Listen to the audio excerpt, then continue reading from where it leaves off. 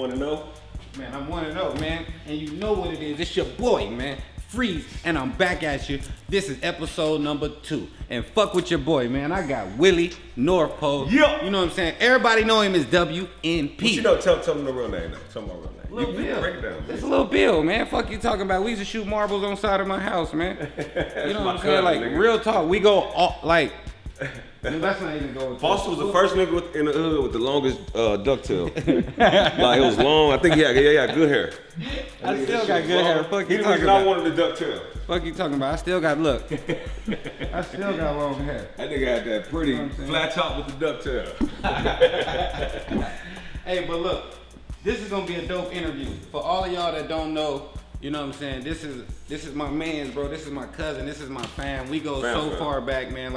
Like his mom, his aunties, his grandma, his people is who used to let me in my house when I was locked out of the house. Spending the night and shit. Like couldn't even go certain places unless we took each other type shit. Real you talk. know what I'm saying? So it's dope. This is gonna be a dope journey that we're gonna take you all the way through the South Side, all the way back to the early 80s, all the way to 2021.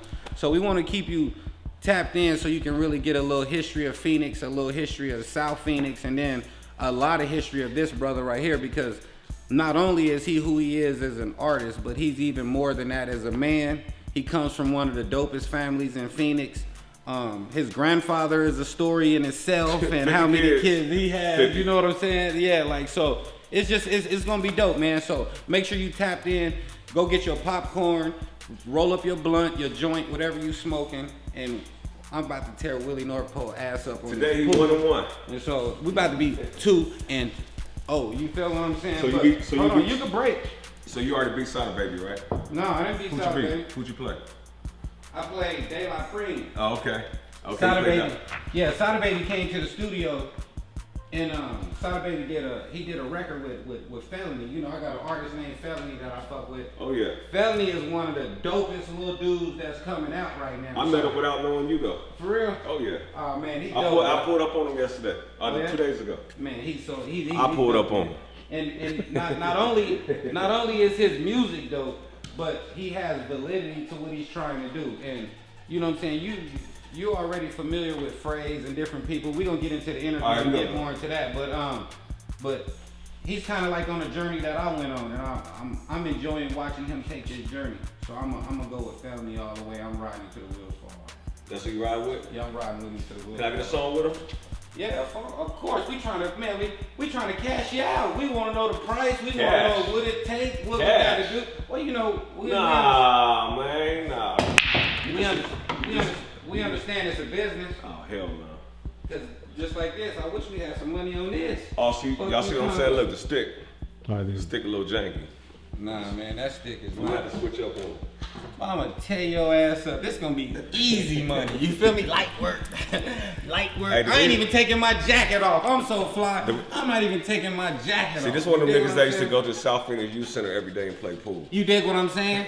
Yeah, shout out. Hey, if this was ping pong, it'd be a totally different story. I'm flying that too. I don't know what you talking about. I can spin the ball. I can, you know what I'm saying? I hit you, you know what I'm saying? Hold on. Go ahead, man. I told you I'm not even taking off nothing. I'm not putting my joint down or nothing. Fuck you talking about. So let me ask you this. I know you be asking people questions. Let me ask you this. Go ahead. 14 ball in the corner pocket. When I first came out, right? You heard of somebody named Willy Northpole, right? You didn't like him?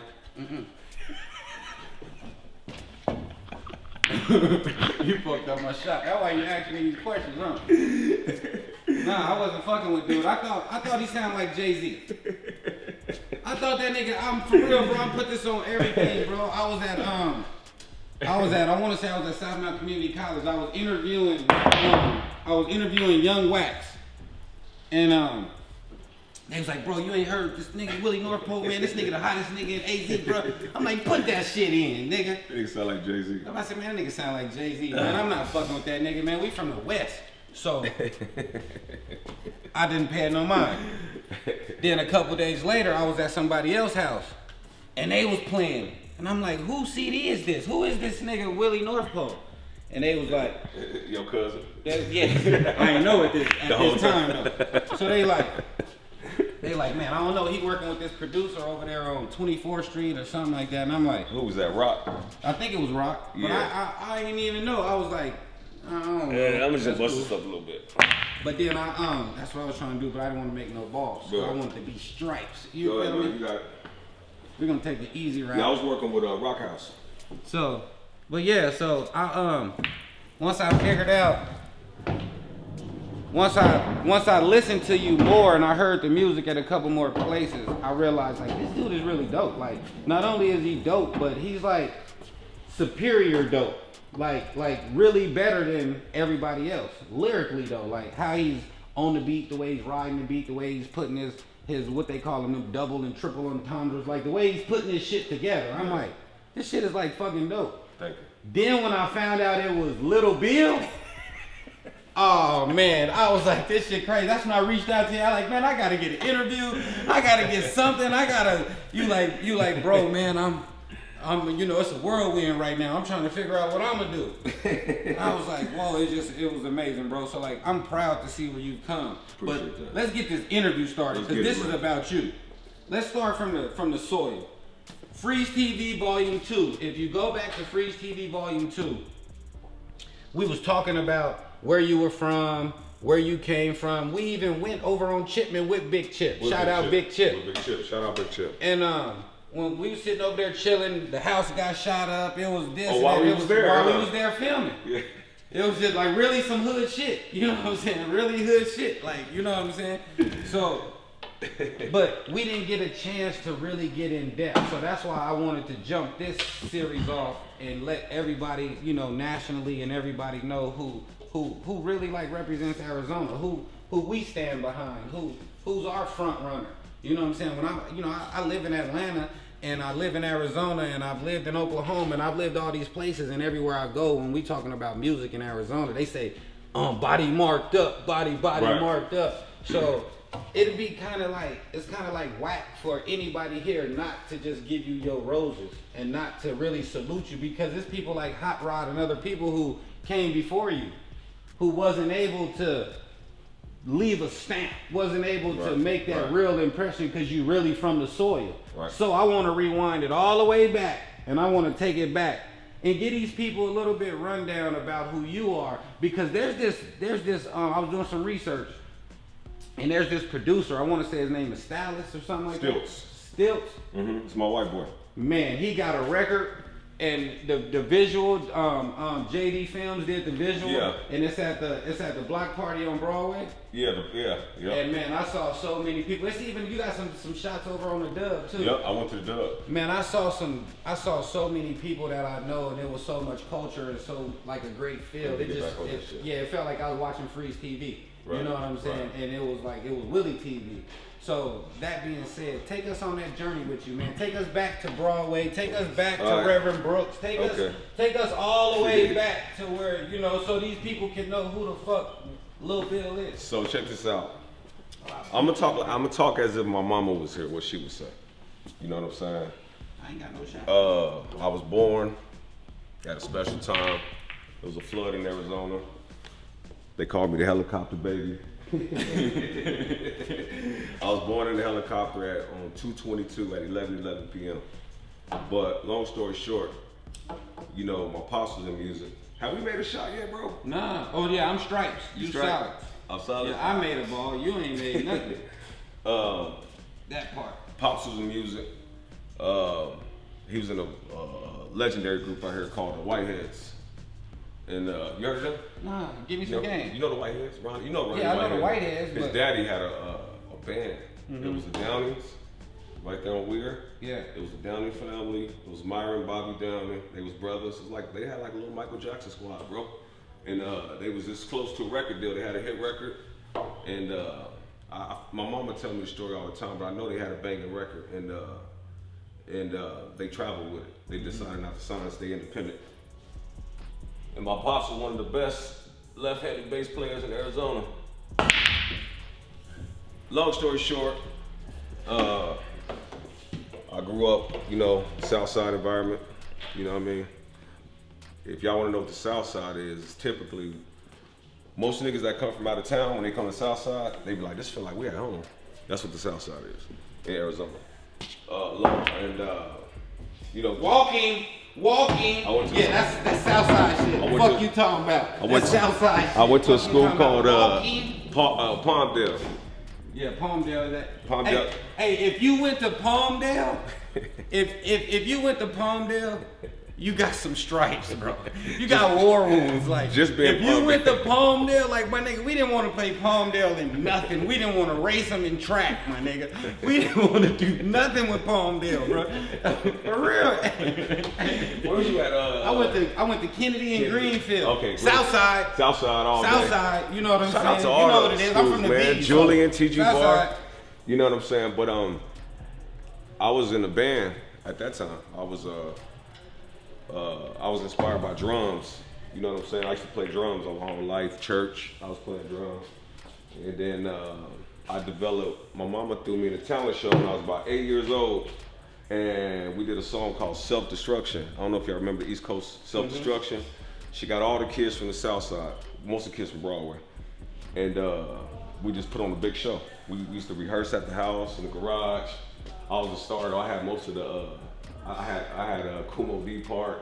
I had Heavy D part. I had Dougie Fresh part. You had all the parts. Hey, my favorite part of that song was Miss Melody part. Miss Melody, yeah, that was decent. That was decent from Broadway. All right, we good now. But I suck right now. But what the hell is this? I went to Shit. What really inspired music. I had a cousin that passed away, and he used to rap. His name was Salt. Rest in peace, Salt. R.P. my nigga Salt. And Dwayne used to always try to call Salt on me when we get into a fight. I'm gonna call Salt. I used to go home. It's over. I'm running to the crib. That's on my mom. Shout out to Dwayne too, man. That's a true story. He used to call Salt. Oh God.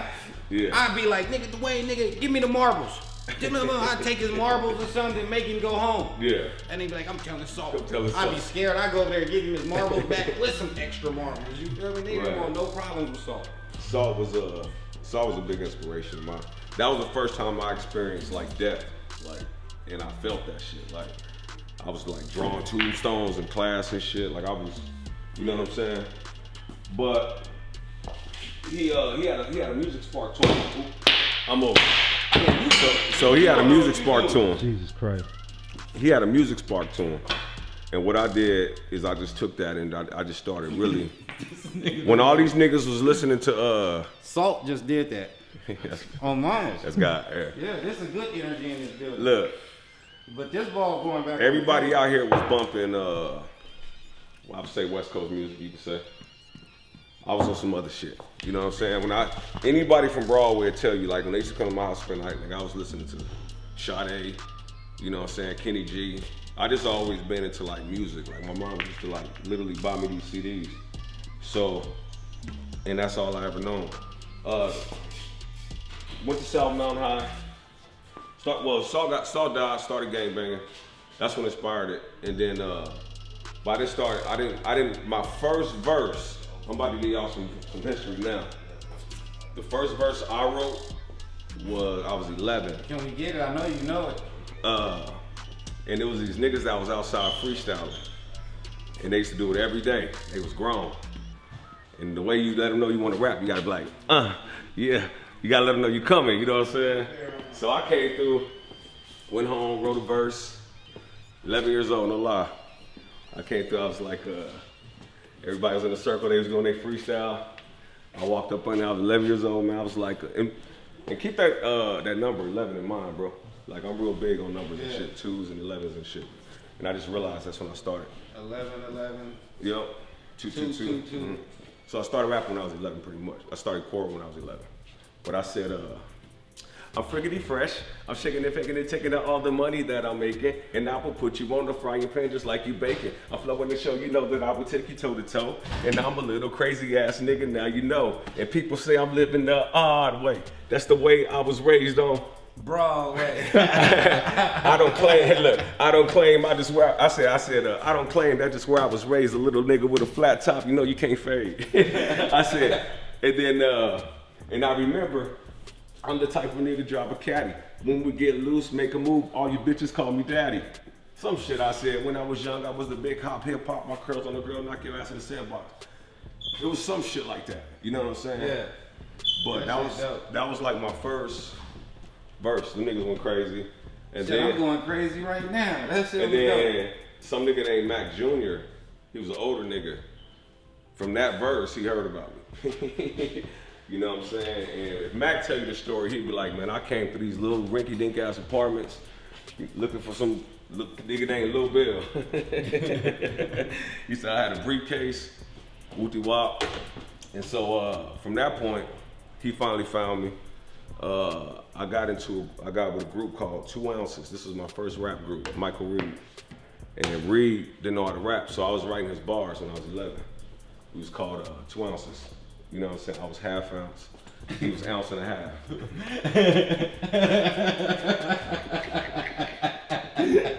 That was my first rap name, Half Ounce. And hey, you didn't know this, right? He was ounce and a half, and we equal 2 ounces, nigga. And at that time, Crisscross was popping. You know what I'm saying? And we was like the gangster version of Crisscross. Hey, he little looked you though. Yeah. And you writing the lyrics. I'm writing the whole lyrics, and I wrote And the he look. called you half ounce. I'm like, this nigga the whole ounce and a half? And he was 3 years older than me. But he's like 13, 14. It was. And he was like, Hey, that's a dope name though, 2 ounces, but yeah. it should have just been an ounce and an ounce. But go ahead though, I'm listening, bro. That Come nigga on. dogged me on my name. Yeah, he did you dirty, bro. I'm kind of sorry. But I'd rather nigga call me half ounce than ounce and a half. You know what I'm saying? That's how I look. That his name was too long. I like half ounces rolling. Half ounce, yeah. I had my signature already down packed and everything. You know what I'm saying? So at this time, I be getting my stories confused a little bit because I was bouncing between the south side and the east side, Yeah. but I was still going to south and all that shit. You know what I'm saying? So I Shit, get it my don't story. matter where you live. We know where you was at. Yeah, so I'm trying to remember. So long story short, man, I'm trying to think. Where can I take you now? So then from that, me and Mike stopped rapping, and Ice Cube wanted to sign me. My mama wasn't having it though, and I was like at 14. You know, he wanted to add me to the lynch mob when I was a kid, bro. You know what I'm saying? That was pretty dope. Well, KD, whoever KD was at that time, that's who was running the lynch mob. And KD was real interested in me. But so I started, I was doing shows with MC Magic, man, when I was 12 years old. You know what I'm saying? I started doing little stuff like that, recording. And then, you know, of course, the gangbanging stuff. And then we did I can fast forward through all that shit, but when I was 14, I did an armed robbery. Me and Dwayne. Mm-hmm. And that's what Dwayne went down for 5 years. I did 3. But I stayed as a juvenile, so I got out when I was 18. And when I got out, that's when I went crazy with the music shit. Crazy. You know what I'm saying? So this is how I got out. When I got out, the Arizona scene was, it was Bookie, Survivalist, it was MC Magic, it was Poker Face, it was Half the Way, he was burning on the streets freestyling. Paulo wasn't around yet. It was a few names that was like really buzzing, and I didn't know none of them. I think I knew Bookie, that's about it. I think I met Bookie a couple times. But besides that, I didn't know none of them, so, and I just felt like I could rap better at that time, you know what I'm saying? So I did a song called The Garbage Disposal. Yeah, tell that, but God damn it. Yeah, see? So, Tell us about the garbage disposal. Everybody, if you don't know Arizona hip hop, the coldest diss track ever. And it wasn't even a diss track. It was just more so like a wake up call. It was like there was no internet. Yeah, it was just like, bro, this is how I feel about everybody who rocking and everything that's going on. So my man came with a dope record, and it was called Garbage Disposal. Now, explain what was like you said, you thought you was better than everybody, but what was the what really motivated motivated Garbage Disposal? It was a couple of niggas' names that was supposed to be on that song that got off of it before we started. Mm-hmm. Because when I was dissing it, the song was about them, but I was still kind of on some street shit. So I was letting them niggas know, yeah, I'm about to diss you. I was calling them niggas and shit. And they big homies. You know what I'm saying? got their names off the list. So only niggas that was left was the niggas I really didn't know. Cause there was some niggas on there that I was dissing that I did know. You drink? Yeah, I you know what? I don't, but I sip one with you. Yeah, I don't drink either. But oh, you don't drink? Yeah, but I want to sip the beer. These motherfuckers. These regular, these twist tops. Okay, but yeah, I just want to enjoy this mode. I don't want to break this mood. Like so, this is what Arizona needs, bro. Like this really not even Arizona. This is what the industry needs. They need to know what we got down here and what we doing in the desert, bro. So the niggas that was left on the list, I got at them. It was some good diss. It was I was getting, because when I dissed them, I didn't know them. But I was smart enough to contact some people. You said when I dissed them, I didn't know them. Who knew them, you know what I'm saying? So I was bringing up personal shit, like, not really personal, but I was like, you know, nigga, you pawn your chain, you know, for your kids. And, you know, I was saying little shit that I kind of heard on, you know, on the whim and shit like that. So I was taking little shots. So they knew that I was being a little, you know, I did a little research before I did the song, you know what I'm saying? And when I did it, man, shit, I guess, cause you know, at that time, Arizona really never just had somebody that just came out like that, you know. And when I did it, I was just like, I didn't expect all that track. I basically got the whole record deal off that because that made Hold on, you moving too fast. I know. We ain't got to the record deal yet. So we got it's your shot though, by the way. Okay, my bad. And you a solid. All right, let me go ahead and clean this man. And you a solid, by the way, just so you know. I'm solid. I'm just shooting. So you do the garbage disposal. You kill the streets. You got the streets lit. You got everybody, you know, up in arms trying to figure out what the fuck is going on. Where this guy just come from? So then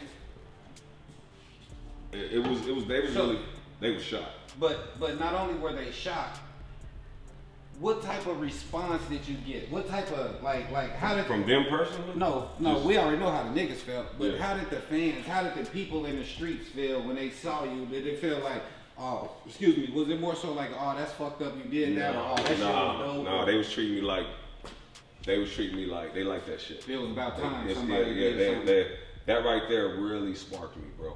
You know what I'm saying? That really, it sparked me in a way that I didn't even expect, because like I said, when I did that song, it made, I didn't even know about 602streets.com. Right. You know what I'm saying? 602 Streets was dope back then. That was like, see how we get it all out? Yeah, that was the shit. So we had a website called 602streets.com, and like all the rappers used to get on there.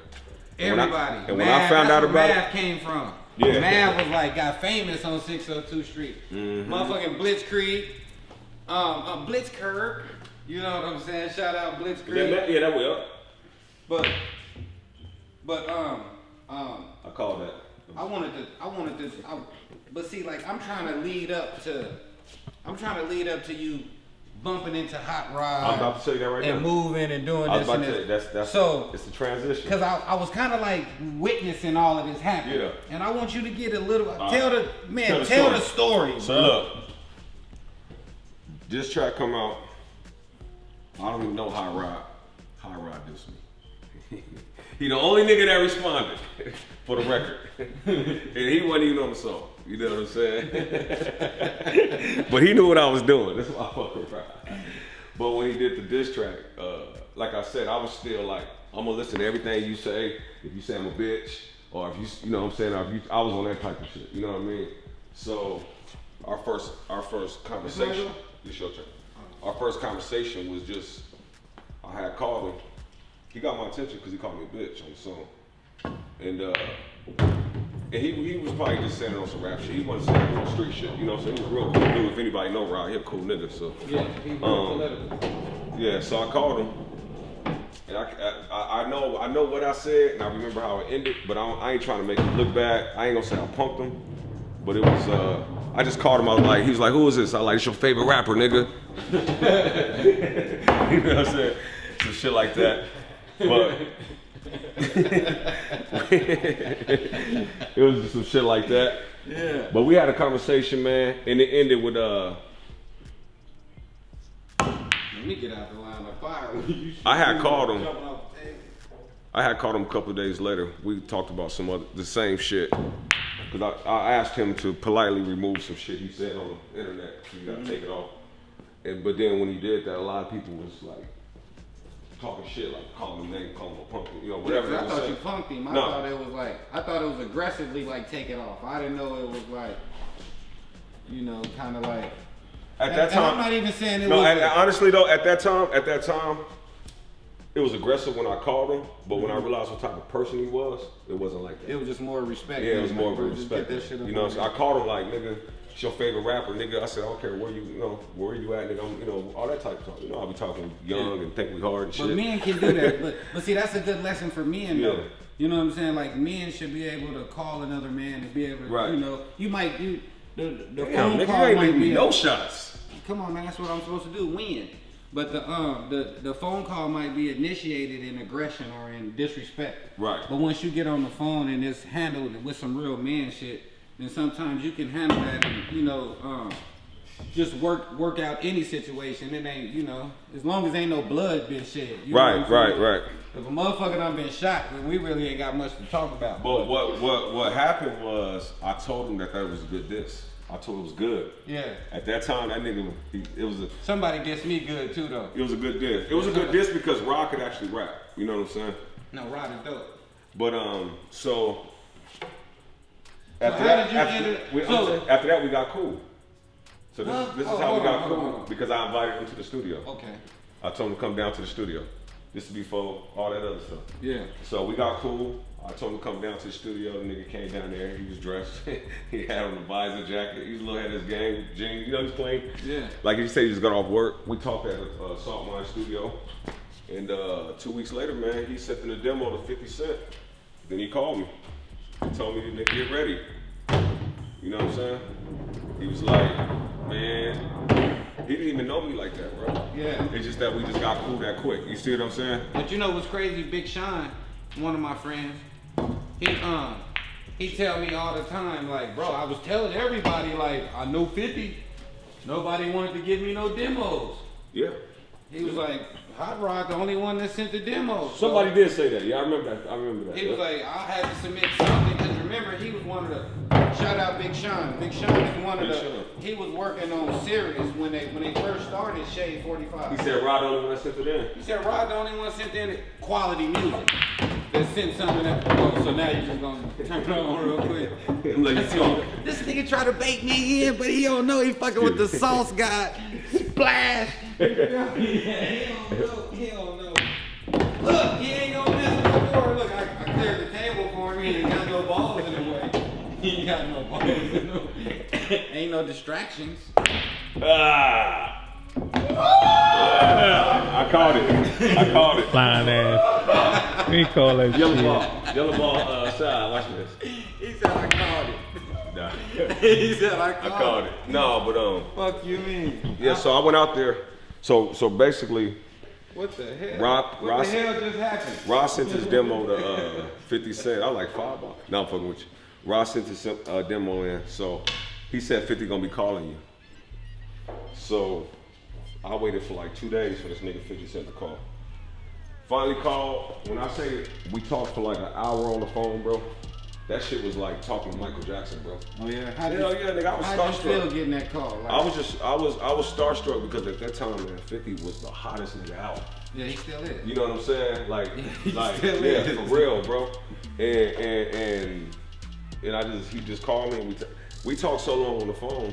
I'm the one who said, man, I know you're busy. I'm gonna let you go. You know what I'm saying? Because I didn't even want to like. It was a good vibe. Yeah, it was a good vibe. So I ended up going out to, but I was hearing about Banks' homies. Banks had some crazy homies. And I guess he's out there fucking with the Arizona niggas. Banks had some young niggas out there. Yeah. You know what I'm saying? So I couldn't wait to get out there. I was hearing all these stories, you know what I'm saying? Where I was like, yeah, you know, Banks homie.